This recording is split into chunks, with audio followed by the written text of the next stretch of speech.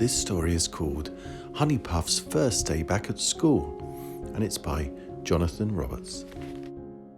It was Honeypuff's first day back at school after a long summer's break. When the alarm rang, he opened his eyes and began to put on his brand new uniform. He had had a great holiday, and as he stood in front of the mirror staring at his furry face, he felt scared, worried, terrified. Every time he thought about the day ahead, his mind was filled with terrible memories of the mistakes he made last year. Like the time he got carried away in basketball and threw a ball at Sophia Butterworth's head. Or the hundreds of times he'd refused to do his work and been kept in at playtime to finish it. And all the times when he had failed at his learning. As Honeypuff sat at the breakfast table, he felt so sad. "What's wrong?" asked his mummy. "I don't want to go to school. It's going to be another bad year like last year," Honeypuff explained. "Last year wasn't bad, and this year will be super," she reassured him. "What you need," his mummy said, "is an affirmation." "Hey? An affirmation?"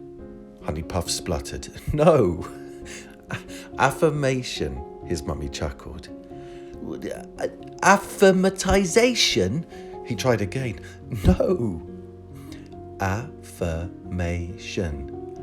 An affirmation," Honeypuff repeated.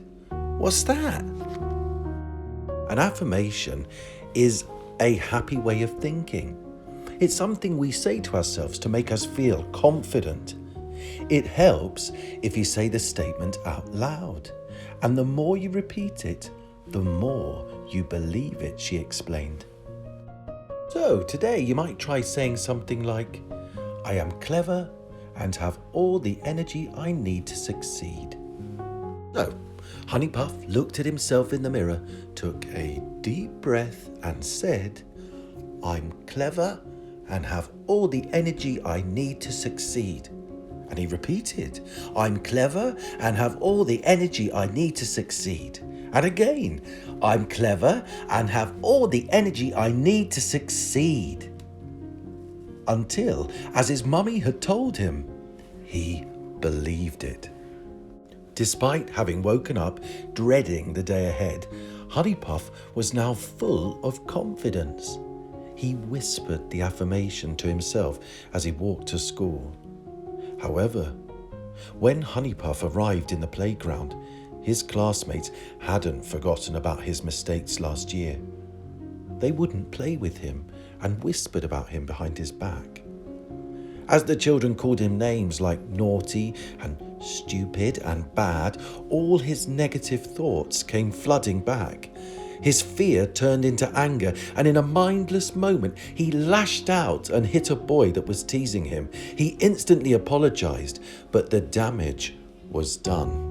Sitting at his desk, as his new teacher called the register, he repeated those hurtful words over and over again in his head. He felt helpless. He was sure he was going to have a bad day and an even worse year. Quietly, his eyes filled with water and he began to weep. Then he felt a warm and comforting hand of his new teacher on his shoulder. "Your mummy told me that you have an affirmation, Honeypuff. What's that?" his teacher asked gently. Nervously, Honeypuff stuttered his affirmation. I am clever and have all the energy I need to succeed." "Wow, that's wonderful. Would you repeat that for the whole class, Honeypuff?" she asked. Honeypuff spoke it again, but this time with more confidence. "I am clever and have all the energy I need to succeed." "I've heard that you are great at art, Honeypuff. That's fantastic because we're going to start today by drawing an adventure picture," she said excitedly. Suddenly, Honeypuff felt his confidence grow and he was filled with a warm sense of hope. He picked up his crayons, determined to draw the very best picture he could. His picture was amazing, and the teacher asked him to share it with the rest of the class. "Wow, you're so clever," she cheered. "Now, we're going to describe our adventure picture in writing," she explained. "But I'm very bad at writing," interrupted Honeypuff. "Honeypuff, you are clever and have all the energy you need to succeed. Remember?" His teacher corrected him warmly. Honeypuff approached his writing with more energy and confidence than he ever had before. His picture had really inspired him. When the teacher read his work, she insisted he share it with the class. "You're so clever," his classmates said. Everybody wanted to play with Honeypuff at break time, and he made time and space for everyone. The more he repeated the affirmation to himself, the more he heard those words from others. He was so proud to be the first star of the week and to get a certificate from Mr. Robbins in Assembly. As he walked out of the school gates, he was sure this was going to be a brilliant year. The end. There we go. I hope you enjoyed the story. I imagine that a lot of you connected with the story, understood what it might feel like before the first day of school. Maybe you felt a bit nervous, a bit scared. Perhaps sometimes you lack confidence. And that's why it's important that we ask the question, what did you learn from the story? Now that's a really big question. And to help us think about that, I think it's easier to break it down into 3 smaller questions. And they are, 1, how did the character feel at the beginning of the story and what was their problem? Question 2 is, why did they feel like that? And question 3 is, how did they overcome that problem and that feeling? So let's just take some time now to think about how the character, Honeypuff, felt at the beginning of the story. And what was Honeypuff's problem?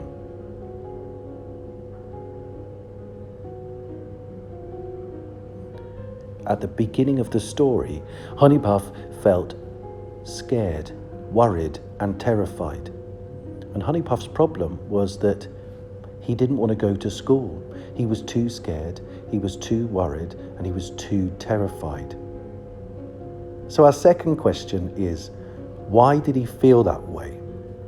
Take some time now to think about why Honeypuff may have felt scared, worried, and terrified.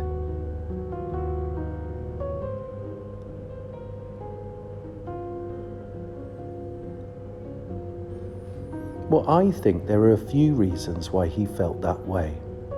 The first is because in the morning when he was getting ready for school, he kept thinking about all the mistakes he'd made in the previous year.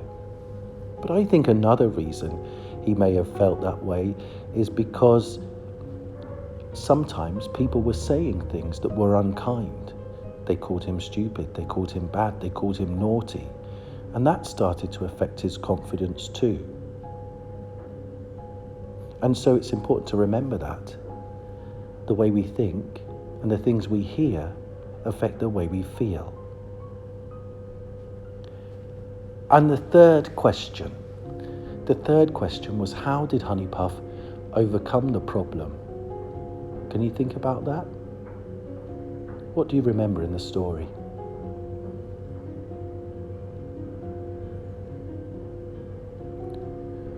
Well, I think Honeypuff overcame that problem by thinking positively. But even better than that, he spoke his positive thoughts out loud. You see, we all have conversations happening in our mind, and sometimes those conversations can be very critical and they can be unkind. We say unkind things to ourselves. Oh, I'm no good at maths. Oh, I'll probably get this wrong. Oh, nobody likes me. Oh, is that person talking about me? We say lots of unkind things to ourselves all the time, and we start to believe them as true. So it's really important we take some time to say positive things about ourselves. And this is called, I wonder if you remember, because Honeypuff kept getting it wrong, it's called an affirmation. When we say something positive to ourselves, a happy thought, something that makes us feel more confident, something that we say out loud because it has more of an effect when we say it out loud, and something that we repeat over and over again. Because when we repeat those positive things over and over again, that builds our confidence and we start to believe them. Now, Honeypuff, he was saying to himself that he was clever and he had lots of energy, because that's what he needed in order to build his confidence and his belief for his specific problems. But maybe you have different challenges, other things that you find challenging. Maybe your challenges are around friendship, in which case you're going to choose different words to make yourself feel confident. You might say something along the lines of, I am kind, I am a good listener, and I'm everything a good friend needs to be. And if you repeat that over and over to yourself, you'll believe it and you'll become an expert at making friends. So take some time to think. What are the words that you need to hear to feel more confident? What are the things that challenge you? What about you is going to help you overcome those challenges? I want you to develop your own affirmations, the kind words you say to yourself over and over again to make yourself feel more confident. It's really important and it's good for our health. So good luck and thank you for listening to the story.